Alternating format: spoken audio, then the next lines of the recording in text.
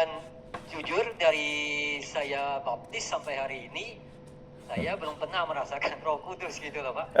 Saya sering mendengar ada beberapa orang waktu saya masih di luar pun mereka bilang, aku mendengar Roh Kudus berbicara kepadaku, aku mendengar Roh Kudus ada di hatiku.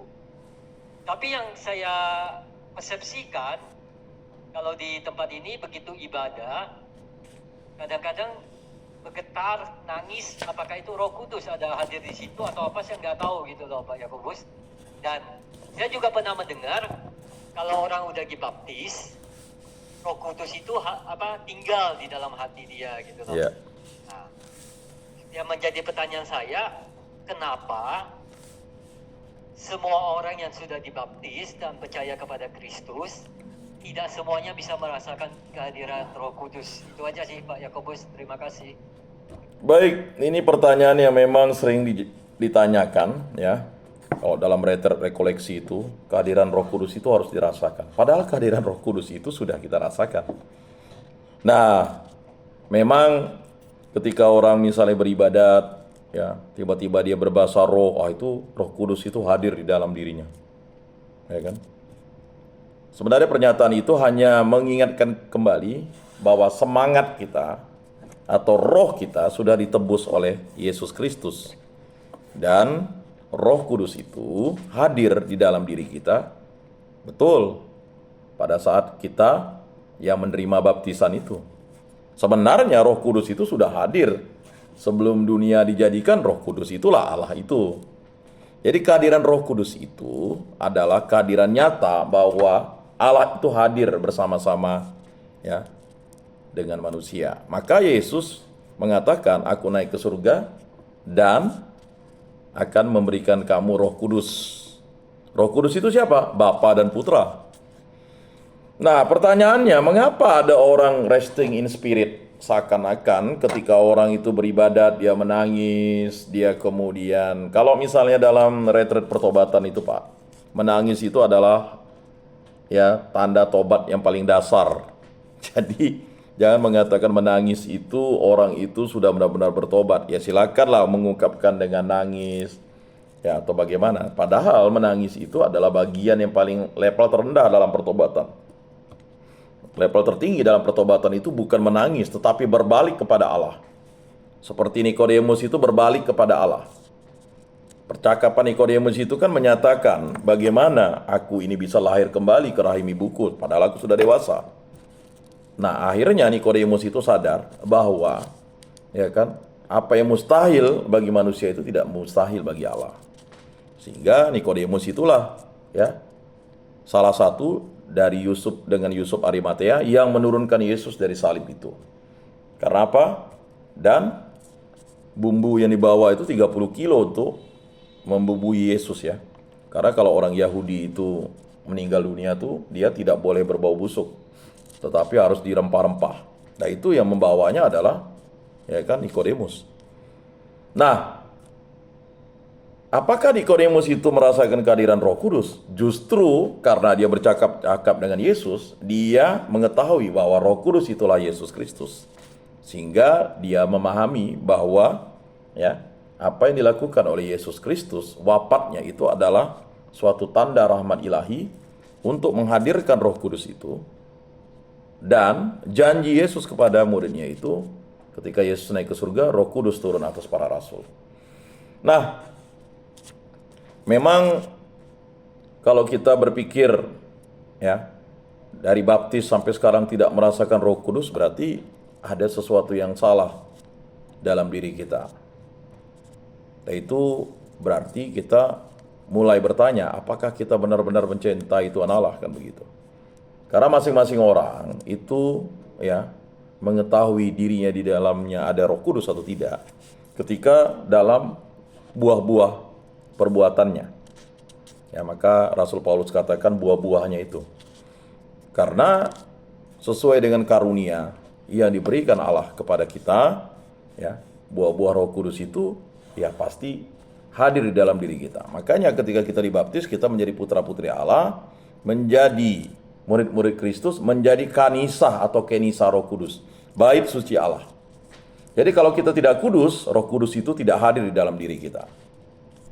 Kalau kita jahat, ya Roh Kudus itu tidak hadir di dalam diri kita. Bagaimana? Karena kita menutup diri kita untuk Roh Kudus itu. Roh Kudus itu adalah Yesus Kristus sendiri. Dialah Allah Bapa di surga. Ia menuntun, memberikan kita sukacita, kegembiraan, dan ketabahan untuk kita tetap setia kepada Yesus Kristus di muka bumi ini. Nah, kehadiran Roh Kudus itu bisa dirasakan, masing-masing orang mungkin memiliki pengalaman spiritual masing-masing. Ya. Tetapi saya rasa, ya, saya yakin dan percaya Pak Niko sudah merasakan kehadiran Roh Kudus ketika menerima sakramen Ekaristi. Itulah tanda kehadiran Roh Kudus yang nyata dalam rupa tubuh dan darah Kristus. Nah, itu sakramen-sakramen yang diberikan. Ya, dalam gereja Katolik itu kan ada 7 sakramen itu. Nah, itu semua adalah rahmat ilahi, Roh Kudus yang diberikan oleh Allah kepada umat manusia untuk, ya, menjadi, ya, terpanggil dan diutus sesuai dengan pelayanannya masing-masing. Ya. Jadi kebanyakan kita berpikir, ya, mungkin ada suatu kelompok kategorial, ada, ya, mohon maaf, seminar hidup baru. Nah, di situ kita merasakan kehadiran Roh Kudus katanya. Padahal yang dimaksud dengan seminar hidup baru itu adalah retret, merubah, ya kan, kelakuan kita yang jahat itu menjadi dibaharui terus-menerus oleh Roh Kudus. Ya kan? Memang kebanyakan dari diri kita ini ingin, ya, berbahasa roh supaya kita tahu bahwa Roh Kudus itu ada di dalam diri kita. Padahal bahasa roh itu sebenarnya adalah suatu tanda bahwa, ya kan, kita dicintai Allah. Tetapi bahasa roh itu, ya, tidak bisa dimengerti orang lain. Justru bernubuat atau berfirman, menyampaikan firman Tuhan itulah yang bisa, ya, didengarkan dan dinyatakan oleh orang lain. Nah, jadi seperti itu Pak Niko. Sebelumnya nanti pertanyaan tentang Pak Niko itu saya tampung dulu, karena waktu juga yang memisahkan kita. Semoga apa yang saya sampaikan ini dapat membuka sedikit pemahaman Pak Niko bahwa ketika Pak Niko dibaptis, Roh Kudus itu ada di dalam diri Pak Niko. Lalu Pak Niko tidak merasakan Roh Kudus itu, kembali lagi refleksi iman Pak Niko itu sejauh ini sampai di mana. Ya. Jadi kebanyakan kita lalu mengatakan Roh Kudus itu tidak hadir di dalam diri kita. Padahal Roh Kudus itu hadir setiap saat dan tinggal kita menerimanya dan mau membuka diri kita dengan pertobatan diri kita. Nah, itu tandanya. Jadi seperti itu Pak Niko. Untuk pertanyaan Pak Niko di awalnya. Biasanya saya simpan pertanyaan Pak Niko itu, nanti saya cari sumber literatur, literasi yang bisa menjawab. Tetapi untuk menjawab itu butuh proses dan waktu untuk bertemu kembali. Demikian Pak Niko. Baik, terima kasih Pak Yakobus. Salve. Baik, demikianlah bimbingan penyuluhan dan katekese kita pada hari ini. Terima kasih untuk pertanyaannya, untuk Pak Timotius Ngacam dan juga Pak Niko. Semoga pertanyaan ini bisa merefleksikan bahwa kita selalu dibimbing oleh Roh Kudus. Mari kita tutup dalam doa. Dalam nama Bapa dan Putra dan Roh Kudus. Amin. Allah Tritunggal Maha Kudus, kami bersyukur di hadirat-Mu karena rahmat-Mu lah kami bisa memuji dan memuliakan nama-Mu dengan bimbingan penyuluhan dan katekese ini.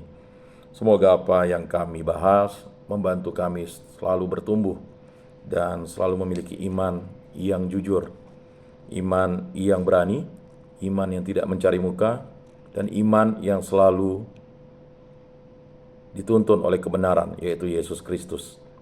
Berkatilah para istri-istri kami, para anak-anak kami, para orang tua kami, para saudara-saudari kami, para kawan-kawan kami, dan juga mungkin orang-orang yang memusuhi kami dan juga yang kami musuhi, agar kami mau berdamai dan juga mau mengampuni. Dan bagi yang sakit, jamalah mereka dan angkatlah sakit penyakitnya, karena kehendak-Mu lah yang terjadi dalam hidup kami ini. Semua doa ini kami serahkan dengan perantaraan Tuhan kami Yesus Kristus yang hidup dan beraja, kini dan sepanjang segala masa. Amin. Dalam nama Bapa dan Putra dan Roh Kudus. Amin. Salam, salam kasih, damai dan sejahtera. Tuhan memberkati, menyertai dan melindungi. Salve.